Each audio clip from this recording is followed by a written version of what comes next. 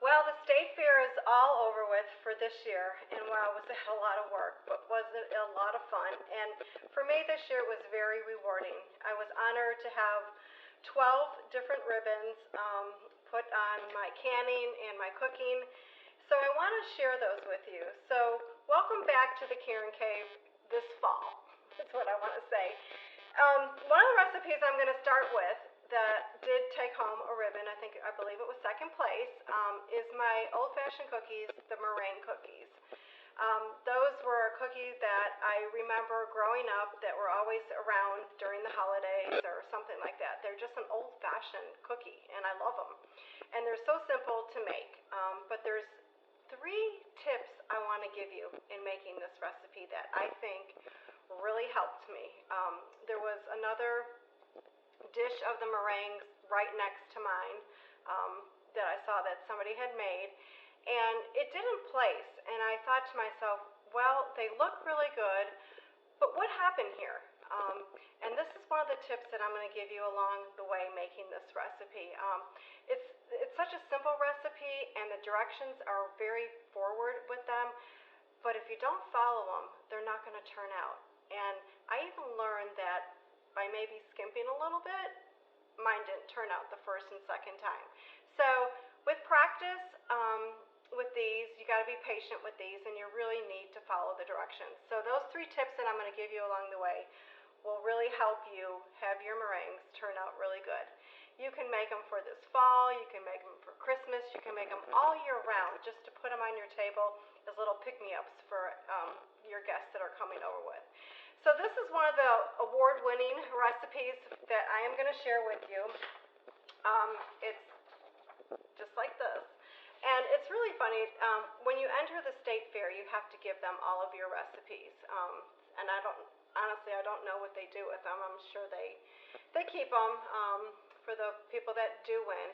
But you have to type it out. There's all these rules about how it has to be, the format it has to be, how you have to label your teaspoon, your tablespoons, and everything else. So this is the recipe. I'll take a picture of this and I'll put it in my description below for you so you can have them.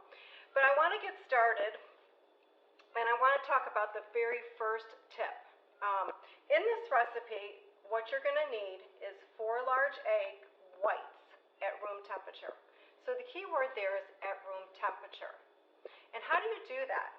Well, you separate your eggs and you get your egg whites. And there's 4 egg whites in there. I don't know if you can see them or not. But they've been sitting here for 30 minutes, and that's in the directions.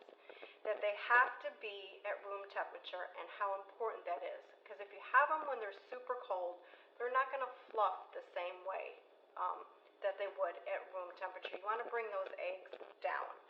So that's the first tip along the way. Then we're going to need a half a teaspoon of vanilla extract. You can use vanilla extract, you can use any flavoring that you want. The ones that I did in the state fair, they were a soft pink, and I used strawberry flavoring. So what kind of flavoring do I use? I get my flavoring at Michael's. The one that I'm going to use today is going to be for the fall. It's going to be apple. And I'm going to add a little food coloring to these today. I'm going to add a little yellow and a little orange and make it maybe a little bit gold or fall looking. So yes, you can use any type of flavoring that you want to. And you don't have to use the flavoring at all. You can just leave them just basically the sugar.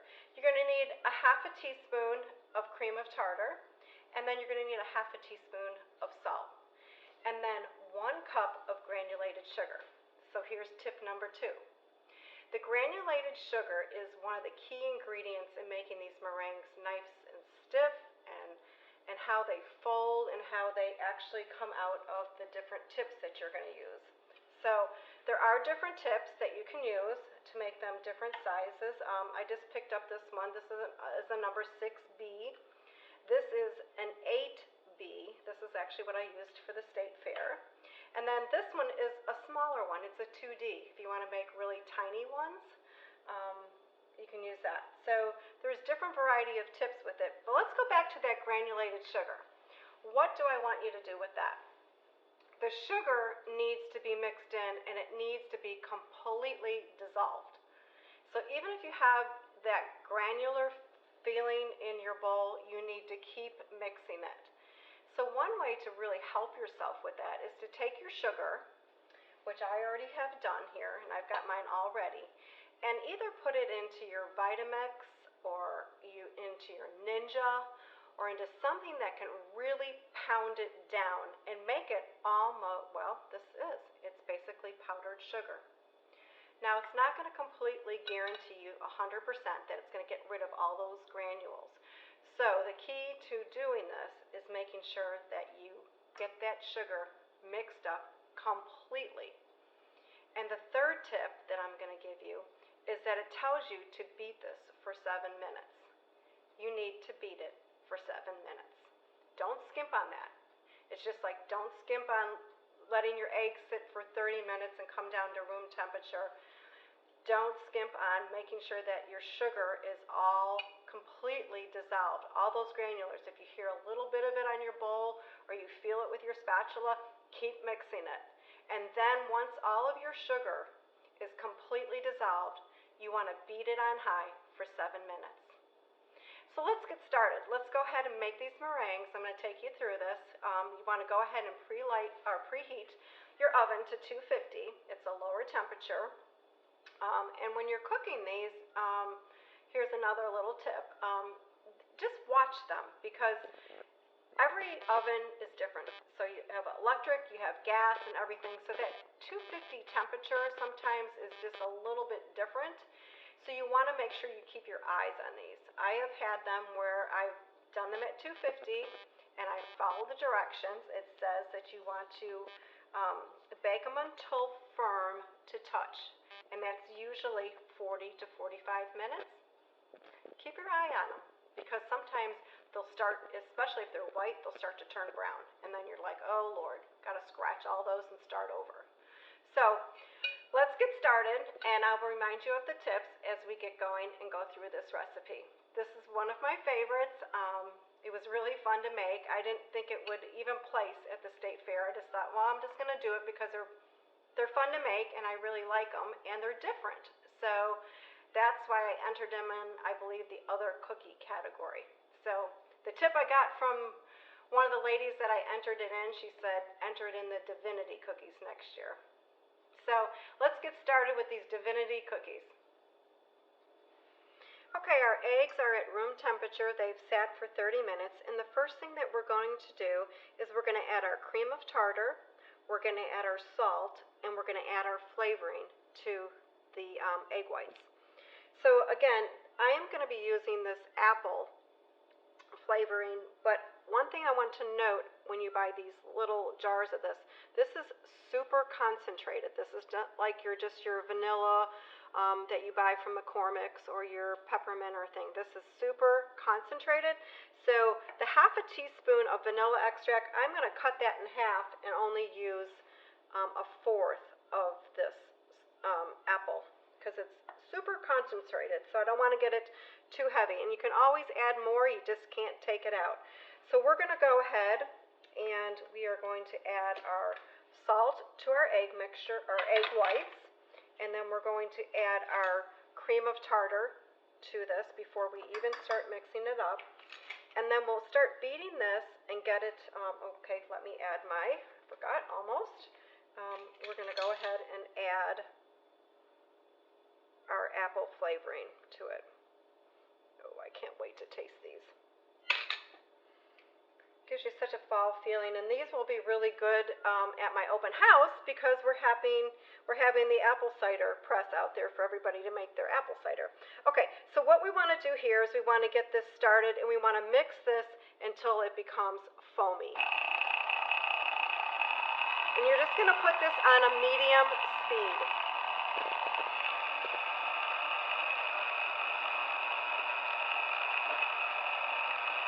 Make sure you get your cream of tartar and all that mixed in.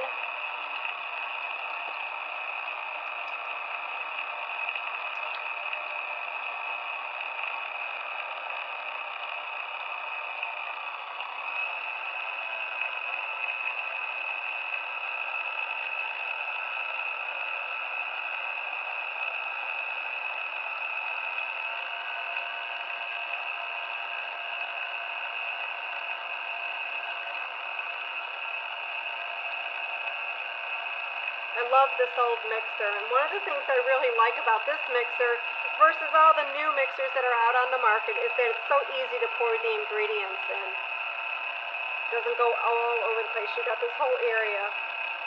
Just a different style, but that's what I love about vintage.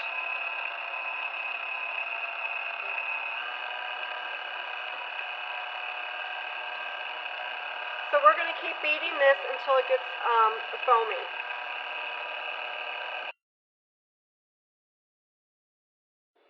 Okay, so our next step is to take that sugar, and hopefully you've been able to make it like this powder, like I've done with it. It's amazing. It's just like powdered sugar, and I guess that's how they make it. They take sugar and they beat it up like that. And what you want to do with this next step, which is very important, is you want to add 1 tablespoon at a time. So it's going to take a little while. We'll start by just doing 1 tablespoon. But you want to get this completely mixed in before you add the next tablespoon. So 1 tablespoon in, and you can beat this on a medium to high speed to make sure it's getting mixed in. So we've got a whole bowl of this here to do.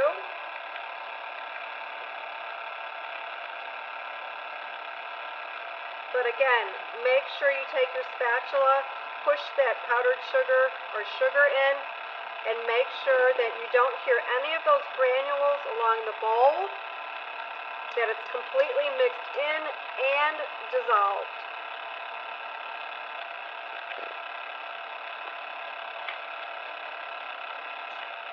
So let me get this bowl of sugar mixed in, and then we'll be back to do our next step.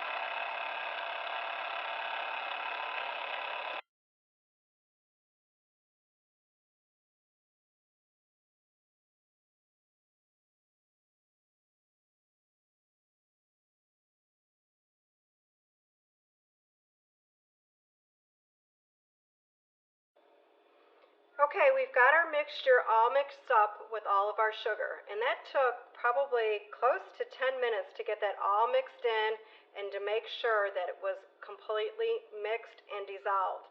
Now you might want to question yourself, how can I make sure that it's all dissolved and the granules are mixed in really well?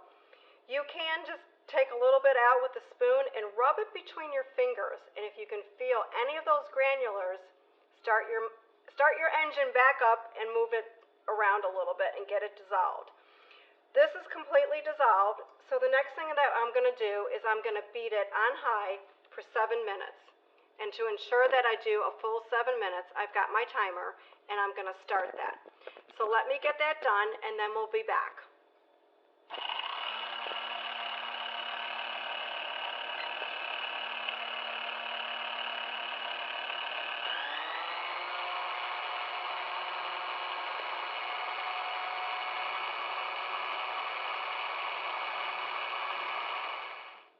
Okay, we've hit our 7-minute peak, and you can see how the meringue has gotten nice and stiff. You can actually see the peaks in the bowl here, how it's standing up a little bit. And that's what you want. You want that meringue to be nice and stiff, so when you push them through the tips, they come out very pretty. While this was still mixing on these 7 minutes, I did add 3 drops of red and 3 drops of yellow to give it a little bit of an orange tint to it. Not too much of a heavy tint, but just enough to put in there to give it a little bit of different color than just white. So what I'm going to do is I'm going to clean these beaters off and get as much off of here as I can to save. And then I'm going to go ahead and fill up my bag. I've already got my tip in there. I'm going to use the wider one today. This is actually the one that I used at the state fair, so it's going to be making the same kind. And what I do is I fold my bag back, and then I just put it into a large cup just to hold it up so it's easy for me to fill it up. So let me get my meringue into my bag and move my mixer out. And I've also got a baking pan that is lined with parchment paper. So you want a nice big baking pan, just basically a cookie sheet, and line that with parchment paper, and that's what we're going to go ahead and put these meringue cookies onto. So I'll be right back as soon as I get my fingers all cleaned off with this sticky meringue. Okay, so I've got my big bag all filled with the mixture, the old meringue, and it's ready to go at the bottom. If you've noticed when you put your meringue mix into this, if you see some air bubbles, try and work those out before you start, because as you're pushing this through and you get an air bubble, it's not going to do well when you bake that. It will leave a kind of a hole in it. So try and work out any air bubbles that you see. You're going to twist this at the top, and then we're just going to push down, and then we're just going to lift up like that. So you see those pretty tips that are coming out from this?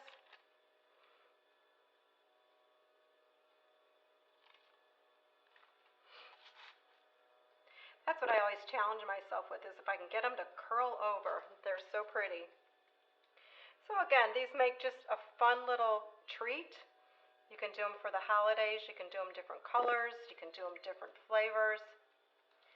But you want to spread them about 2 inches apart. These will not spread out as they're cooking, but it's just nice to give them a little bit of room on your sheet. And then go ahead and fill up the rest of the pan, and then we're going to bake these at 250 for about 40 minutes. But like I mentioned before, you want to keep your eye on them because different ovens cook differently.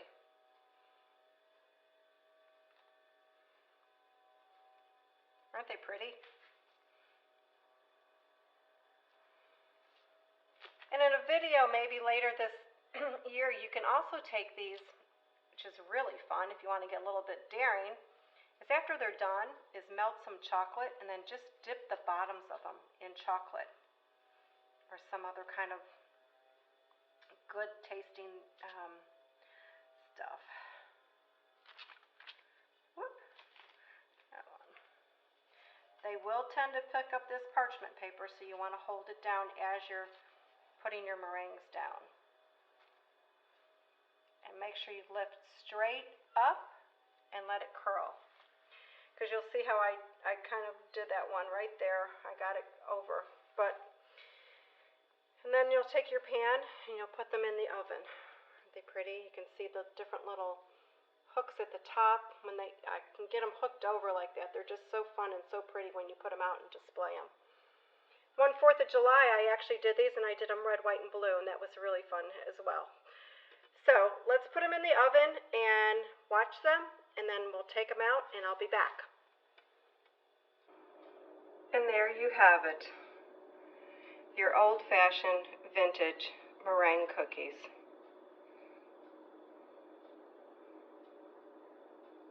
Your guest will be so impressed. I hope you enjoyed this recipe as much as I did, and don't give up if they don't work out the first time. Just keep trying.